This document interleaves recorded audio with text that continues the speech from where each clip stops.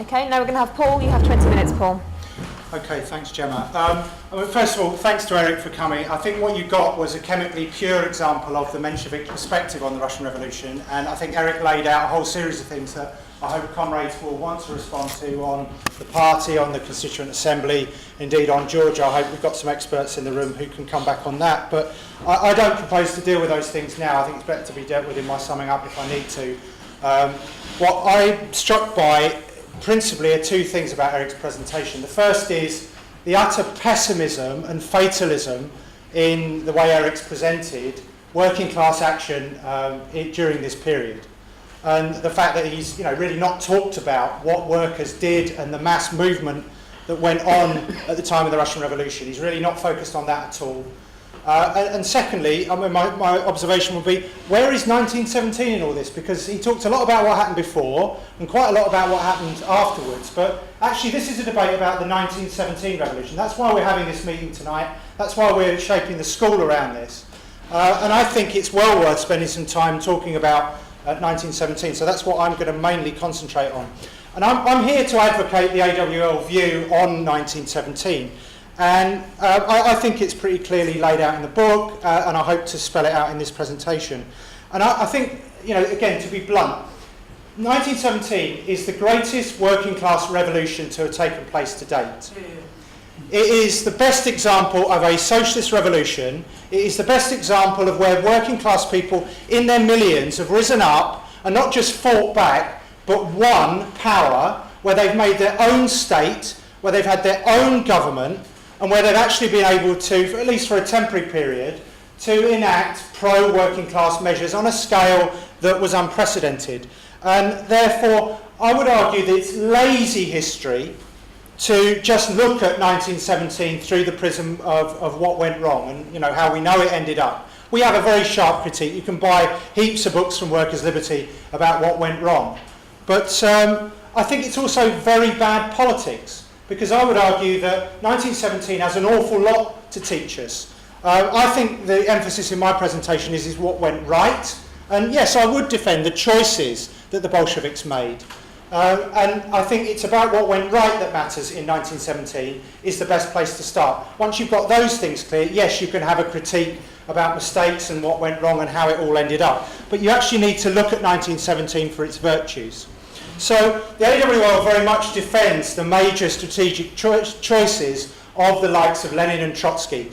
But I will make a point about how this all began, because 1917 doesn't just drop from the sky.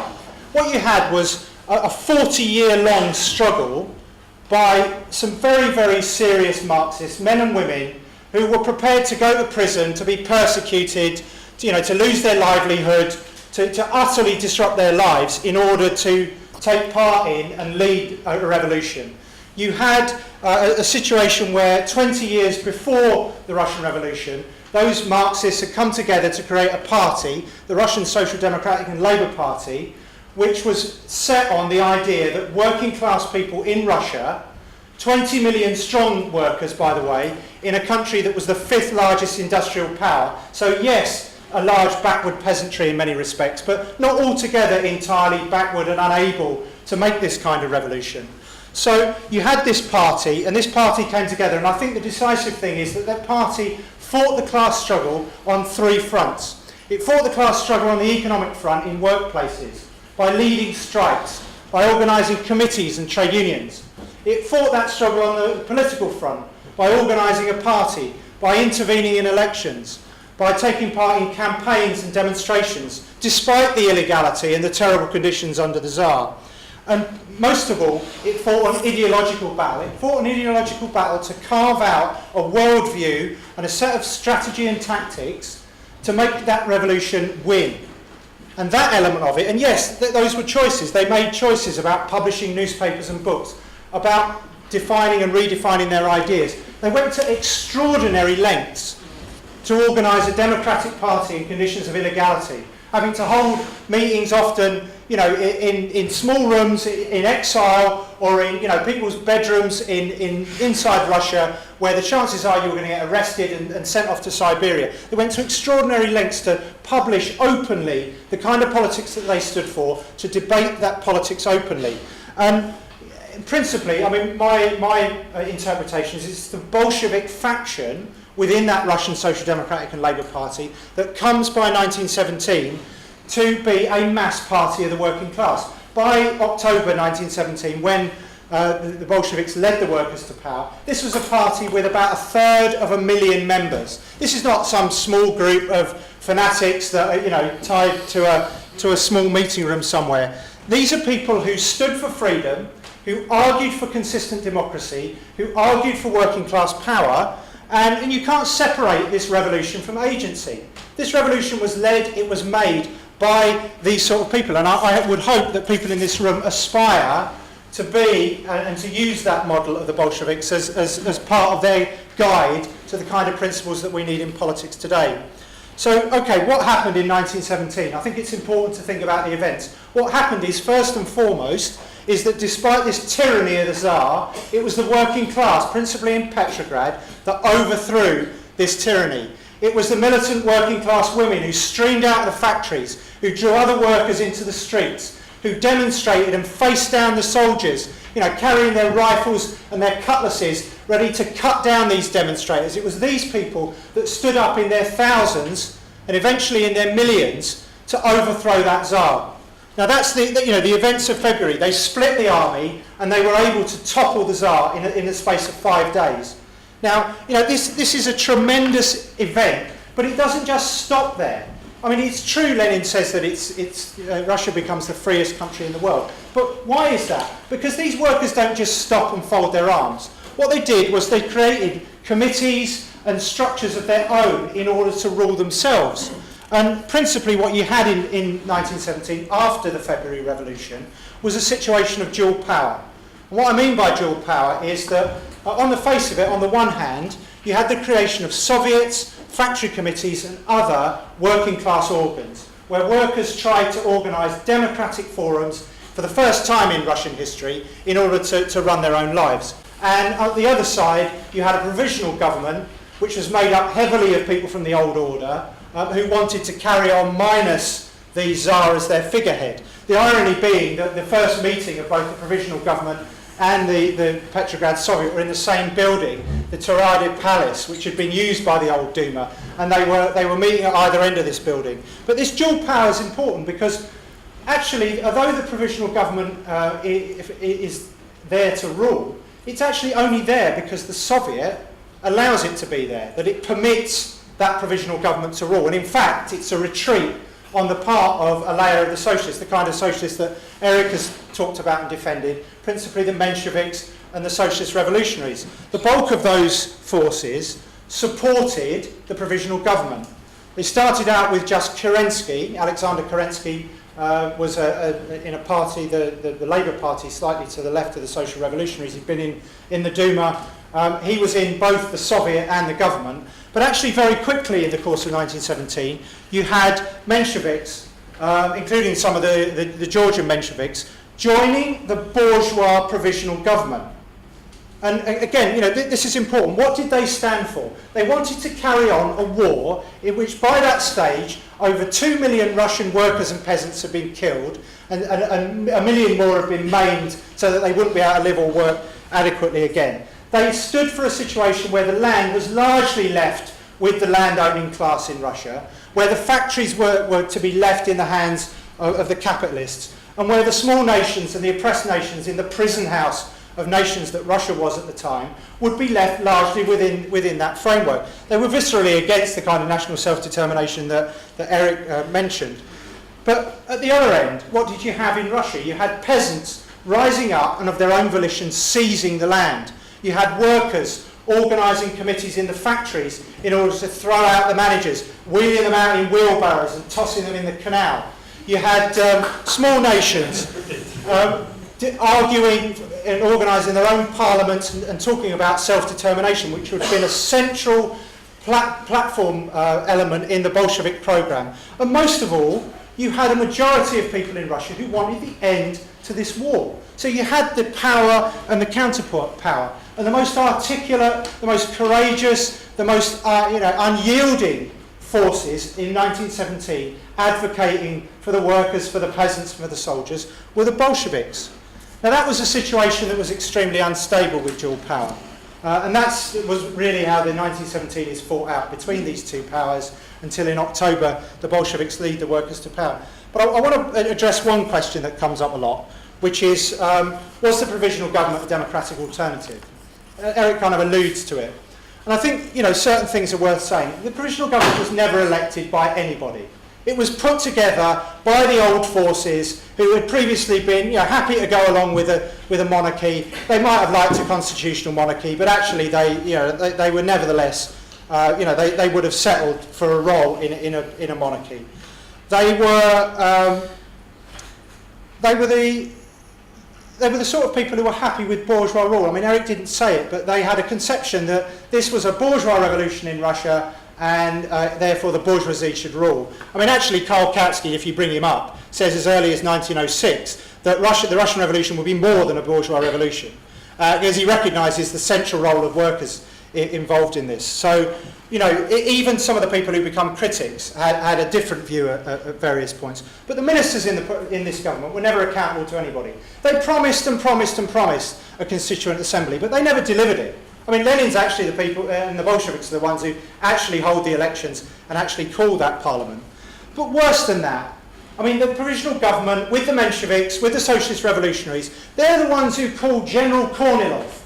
General Kornilov, who had been in charge of the garrison in Petrograd and had been dismissed in March for wanting to shoot on the demonstrators.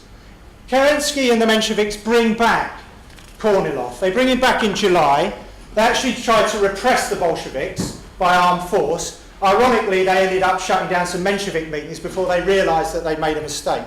But in August, Kornilov, not surprisingly, being a general standing for the old order, tries to organise a coup.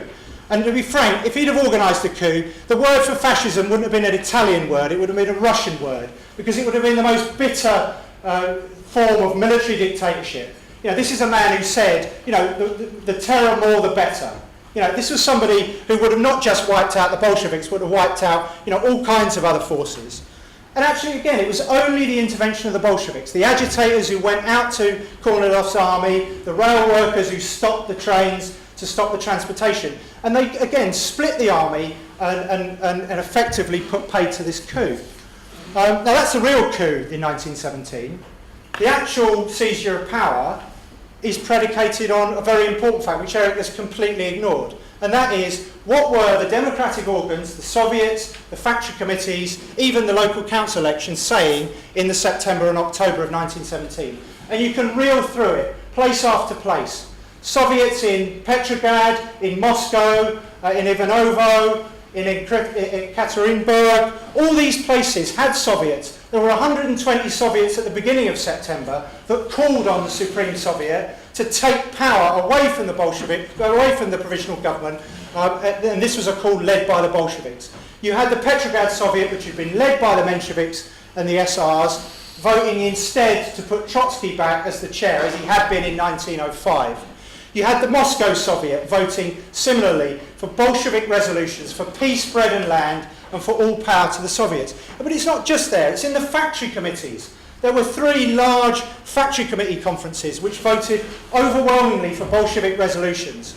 You had city elections, straightforward local council elections in Moscow, where the Bolsheviks won an absolute majority, and Ivanovo, the Russian Manchester, a big industrial centre, where they won a majority.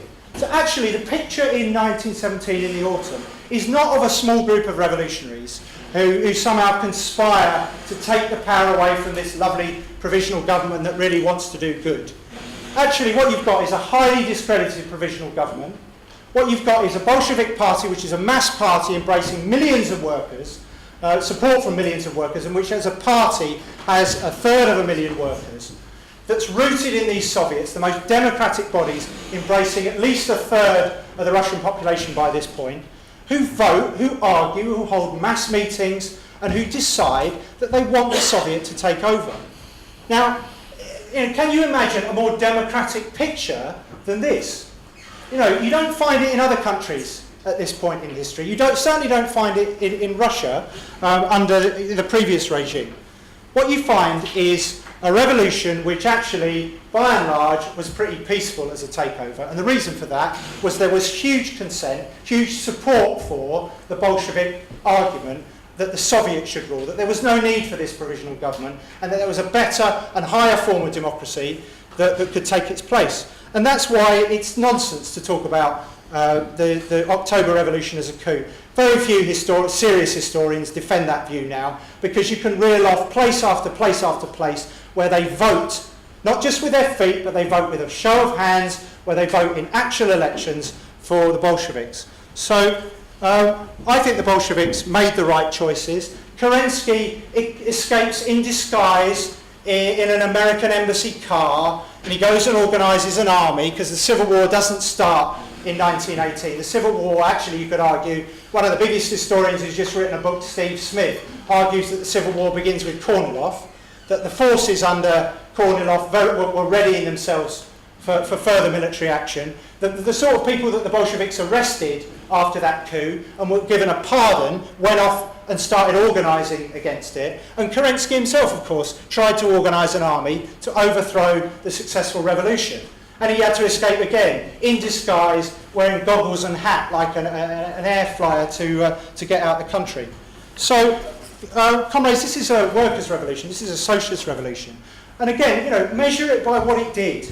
Let's not just talk about the rhetoric, measure it what it did. This is a workers' government that took measures, some of the most radical democratic measures ever seen in the world in the first 2 months of its rule. 116 different decrees. The first day of power in October, they passed land decrees. They passed motions for peace. And they don't just talk about peace, but they go and do something about it. They put a stop to the fighting amongst the Russian army, and they negotiate for peace. It was a bitter peace. But they did what they promised to do. They abolished the death penalty.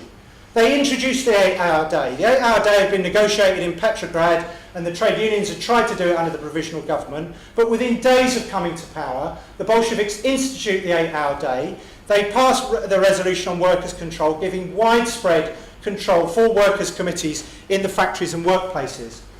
They institute self-determination of nationalities. Places like Finland and the Ukraine had the opportunity and took the opportunity to free themselves from national oppression. They abolished the old courts. They did away with the way that the church ran education, and they separated church and state. They introduced far, far looser marriage and divorce laws. There's a whole series of things. They nationalised some enterprises, largely out of necessity. But again, they stood for peace-spread land and all power to the Soviets, and they carried out what they promised. This is why it was popular.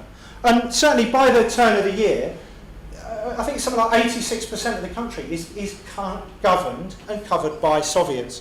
So, look, this is the essence of 1917. Let's talk about 1917. Before we get on to the other stuff, let's talk about 1917. And look, we know things went wrong. We know that there was a civil war launched immediately. 14 armies, 21 countries involved in an intervention into Russia for over 3 years. 4 million people killed. But those are the circumstances under which some of the things that Eric has described take place. But I want to come back to the point. 1917 is first and foremost about workers taking power. It's about a socialist revolution. That's what a socialist revolution means. It is a mass rising of workers in workers' own interest. It's an act of self-determination. The Russian workers were able to create their own state. They smashed the old army and the old bureaucracy and began to build their own state. They had their own government. That wasn't simply a government of the Bolsheviks. The Bolsheviks would happily, and indeed did for a period, run a coalition government, but you have to have partners in a coalition government that stand on a common platform. And the Menshevik people, for example, did not stand for all power to the Soviets, did not stand for an end to the war by and large. So I want to defend October 1917 in the name of Bolshevik leadership. The Bolsheviks were the only party that championed those popular demands that workers and peasants and soldiers stood up for. They were the only people that had the courage to carry out what they promised, to dare. And actually you can see afterwards, the millions of people around the world that were inspired by 1917 were inspired by the Bolsheviks' vision. And look, take a counterfactual in all this. If you want to know what Eric's vision would have looked like, you don't need to imagine. You need to look at what happened in Germany a year later, where the revolutionaries didn't seize the initiative and try and take power soon enough and clearly enough. And I'll tell you what happened to them. They got smashed. People like Rosa Luxemburg ended up in a canal in Berlin at the hands of a social democratic leader. That's what happens if you equivocate in a revolutionary situation where the workers could have taken power and you leave it in the hands of the bourgeois government. So what went wrong is another story. What went right in 1917 is what we should be talking about this weekend. We can account for the rest, but let's concentrate on what was a victory and what you can learn from that for today's politics.